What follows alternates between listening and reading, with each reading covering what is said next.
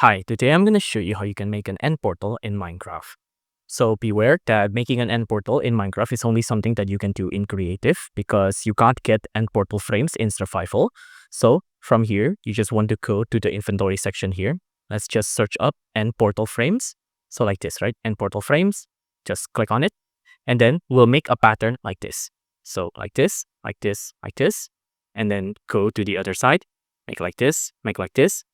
Gonna break these blocks and then make like this, like this, like this, and then like this, and then like this, and then like this. Be careful not to put the end portal frame out of configuration. So they all need to be facing the same side. If it's like this, it won't work. So it'll have to be facing the same side like this.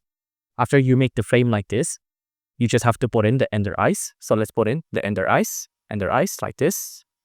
Not the ender pearls, right? The eye of ender like this. And then just fill it up like this. Fill it like this. And then you're done. Now the end portal frame has been made. If you enjoyed this video, please consider liking and subscribing.